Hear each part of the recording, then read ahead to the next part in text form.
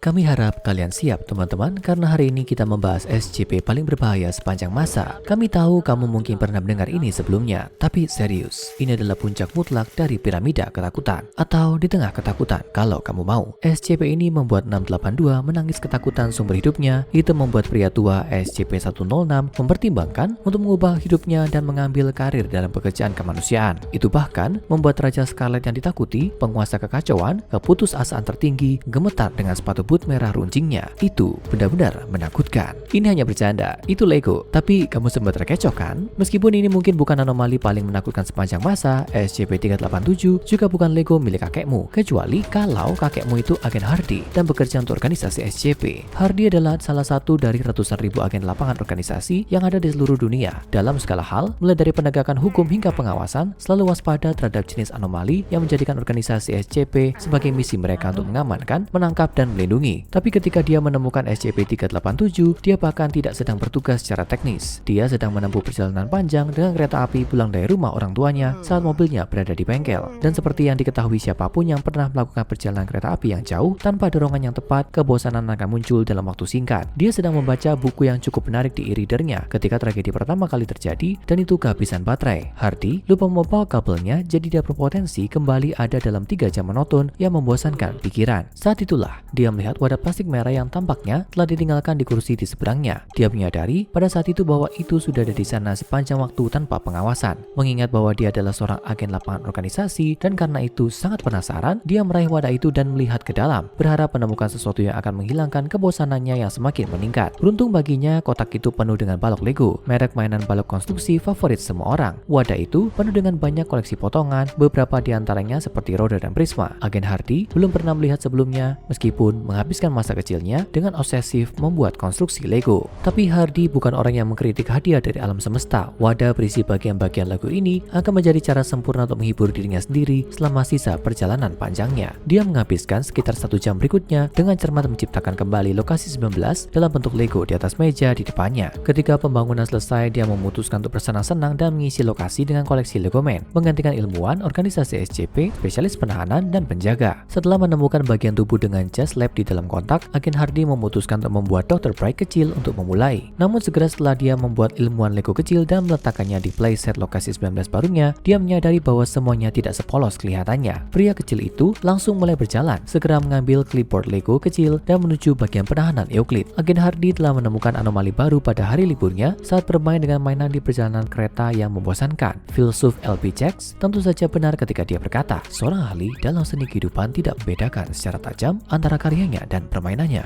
Tentu saja agen Hardy segera membongkar Lego Man kecil itu bersama dengan simulakrum lokasi 19 miliknya dan memberitahu atasannya di organisasi SCP. Rekan kerjanya bertemu dengannya di peron pemberhentian kereta berikutnya. Tidak lama kemudian kotak balok Lego yang tampaknya hidup yang dinamai ulang SCP-387 berada di tangan peneliti organisasi Dr. Arch. Prioritas pertamanya adalah mencari tahu apa sebenarnya yang mereka semua hadapi di sini. Entah itu ada lebih banyak di luar sana dan entah apa itu berbahaya. Upaya untuk menyelidiki asal-usul SCP-387 sebagian besar tidak membuahkan hasil. Agen undercover organisasi menyelidiki setiap lokasi produksi Lego yang dapat mereka temukan, tapi tidak menemukan bukti apapun yang mirip dengan 387 yang diproduksi. Dan tentu saja, seperti segala sesuatu yang tampak seperti mainan anomali, semua kemungkinan kaitan dengan Dr. Wondertainment juga dieksplorasi. Tapi sekali lagi tidak ada yang muncul. Ini mungkin yang terbaik. Kalau 387 adalah produk Dr. Wondertainment, mungkin itu akan menjadi dinosaurus ukuran sebenarnya dan sudah mulai memakan manusia. Semua penyelidikan lebih lanjut tentang asal-usul 387 kemudian diberhentikan. Dengan penelitian latar belakang menjadi buntu, Dr. Arch memutuskan untuk melakukan bagian yang menyenangkan, eksperimen yang sebenarnya. Setelah mengumpulkan semua izin yang tepat dari atasannya, pengujian dimulai. Dalam eksperimen 387A, Dr. Arch merekrut sejumlah tingkat D pecinta Lego. Lagi pula, bahkan perampok, pembakar, dan pembunuh yang dihukum pun menyukai Lego dan membuat mereka membangun komunitas Lego kecil di dalam ruang pengujian. Ini terdiri dari jalan utama kecil dengan sejumlah toko Lego, area perumahan, dan bar. Segera setelah tingkat D membuat berbagai Lego Man kecil dan melepaskannya ke komunitas, mereka langsung hidup kembali dan mulai menjalankan peran mereka dengan sempurna. Beberapa mengambil pekerjaan di berbagai toko, kafe, dan butik, lainnya bertindak sebagai pelindung untuk bisnis yang berbeda. Lego Man bahkan tercatat sebagai pembentuk unit keluarga yang belum sempurna. Seorang pria jatuh ke sungai di kota Lego ini, tapi dalam hal lain, semuanya berjalan lancar. Didorong oleh perkembangan ini, Dr. Arch siap untuk memulai eksperimen yang sebenarnya, memperkenalkan variabel baru yang kompleks ke dalam lingkungan Lego Man dan melihat dengan tepat bagaimana mereka bereaksi. Dia meminta tingkat D lain membangun membangun sebuah pesawat komersial dari balok Lego yang normal dan non-anomali dan menempatkannya tepat di samping komunitas Lego. Selama periode 3 jam berikutnya, Dr. Arch mengamati Lego Man terlibat dalam beberapa perilaku yang benar-benar luar biasa. Setelah memperhatikan pesawat, para Lego Man mulai menyusun rencana. Mereka pertama-tama mengambil peralatan yang diperlukan dari wadah SCP-387 dan kemudian ke pesawat untuk bekerja seharian, setidaknya dalam waktu Lego Man. Dengan efisiensi yang luar biasa, warga komunitas Lego mulai membentuk bandara yang berfungsi penuh di sekitar pesawat. Beberapa landasan pacu, menara kontrol, lalu lintas udara, dan bahkan mall dan food court di dalam bandara itu sendiri. Petugas Lego kecil mencoba menjual parfum kepada penumpang Lego yang tidak tertarik, dan agen Lego TSA menggeledah calon penumpang Lego yang merasa tidak nyaman. Keakuratannya terhadap pengalaman bandara kehidupan nyata benar-benar brilian, tapi mereka tidak berhenti di situ. Sebuah truk bahan bakar Lego kecil melaju ke pesawat dan melakukan proses pengisian bahan bakar itu. Seorang pilot Lego dan kopilot Legonya naik ke pesawat dan lepas landas, benar-benar terbang di sekitar ruangan tanpa sistem propulsi logis apapun, membuat Dr. Arch kagum. Dan bahkan kemudian mereka tidak berhenti, mereka terus membuat lebih banyak pesawat dengan berbagai merek dan model, menghasilkan bandara yang luas yang kalau kamu nyipitkan mata akan terlihat seperti aslinya. Dari sini Dr. Arch menyimpulkan bahwa 387 Lego Man memiliki kemampuan untuk mengubah balok Lego yang tidak anomali menjadi balok Lego yang tidak normal. Dia menunjukkan ke percobaan berikutnya. Untuk eksperimen 387B, Dr. Arch memutuskan untuk mengganti tingkat D dan malah membawa beberapa audiens target Lego yang lebih tradisional, sekelompok anak-anak berusia 10 tahun. Mereka mulai membangun beberapa konstruksi dasar dari balok-balok itu, bangunan khas Hita, orang dan mobil, tapi ketika mereka menyadari bahwa ciptaan mereka benar-benar hidup, mereka segera berubah. Anak-anak berbicara dengan nada tenang dan bersemangat tentang rencana baru dan kemudian mulai mempraktikannya. Mereka mulai membangun transformer yang berfungsi, dan untuk lebih jelasnya, bukan transformator listrik yang mereka buat. Kita berbicara Transformers, seperti Optimus Prime dan Megatron yang sebenarnya, tank M1 Abrams, dan sejumlah senjata pemusnah massal Lego yang berbeda. Dr. Arch merasa malu menyadari bahwa dia tampaknya telah mengumpulkan tim penjahat super masa kanak-kanak dan mengeluarkan mereka dari ruang uji untuk perawatan amnestik segera. Namun begitu ruang uji dikosongkan, kreasi anak-anak menjadi hidup dan memasuki keadaan perang habis-habisan. Itu adalah pertempuran yang intens, berlangsung sekitar 1 jam dan tidak meninggalkan Lego yang selamat, hanya kekacauan besar di sekitar ruangan. Sementara tes ini sebagian besar memalukan bagi semua yang terlibat, hal itu menyebabkan beberapa data baru yang menarik. Tidak hanya anomali ini aman, dalam arti bahwa itu tidak menimbulkan kelolosan tahanan, itu juga aman dalam arti yang lebih sehari-hari. Tidak mungkin balok Lego ini dapat menyakitimu, kecuali kamu memutuskan untuk memakannya dan tersedak. Ngomong-ngomong, jangan lakukan itu tentunya. SCP-387 tidak dapat melakukan tindakan berbahaya kalau manusia dari segala usia hadir di sekitarnya, dan pengaturan ini juga berlaku dua arah. Kreasi Lego akan hidup dan, sampai batas tertentu, hidup jika dimainkan dengan damai. Namun, jika manusia yang bermain dengan mereka menjadi permusuhan, maka mereka akan segera menjadi tidak bergerak. Jadi, bermainlah dengan baik teman-teman. Berikutnya adalah eksperimen 387C dan eksperimen 387C2,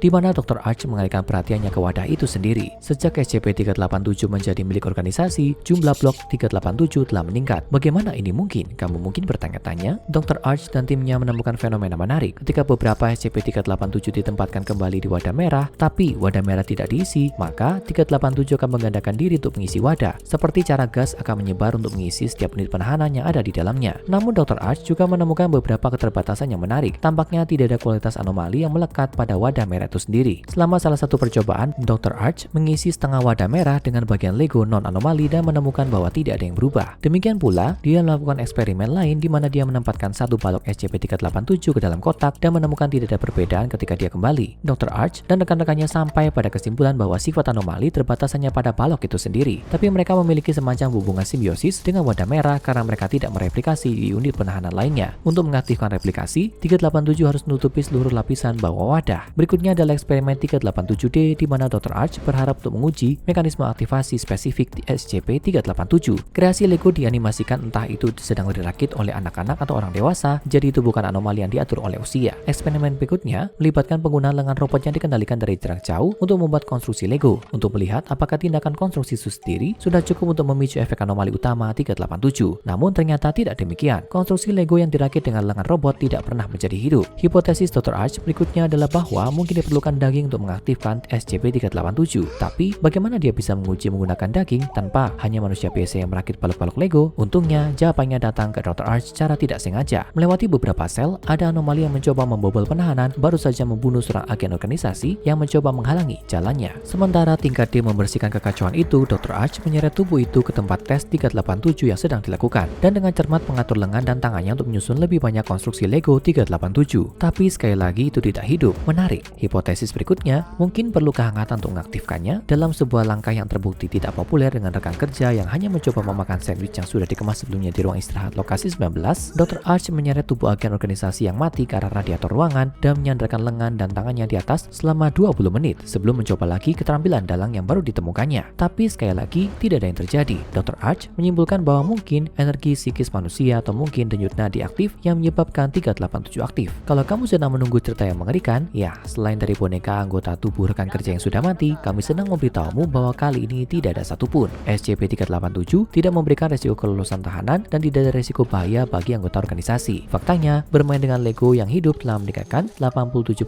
moral staf organisasi. Jadi, selama kamu mengisi formulir yang tepat dan merapikannya setelah itu, kamu benar-benar diizinkan untuk bermain dengan SCP-387 kapan saja kamu mau. Bagaimanapun, bekerja untuk organisasi SCP adalah pekerjaan yang penuh tekanan dan sungguh kita semua berjiwa anak-anak. Oh, dan satu eksperimen lagi, eksperimen 387E, di mana komunitas Lego dibangun menggunakan SCP-387 dan kemudian tumbuhkan Mega Block, peniru paling umum Lego, dimasukkan ke dalam campuran. Komunitas Lego Man benar-benar tidak senang dengan ini. Sementara detail sebenarnya dari apa yang terjadi untungnya telah dihapus, satu petunjuk tentang apa yang mungkin terjadi berasal dari catatan yang ditinggalkan oleh Dr. Arch. Itu benar, sang dalang. Catatannya pada percobaan itu adalah 4 kata sederhana. Oh tidak lagi. Sekarang tonton SCP-1007, Tuan Kehidupan dan Tuan Kematian, serta SCP-5094, Sekolah WizKids Miss J untuk SCP tingkat aman yang lebih menarik.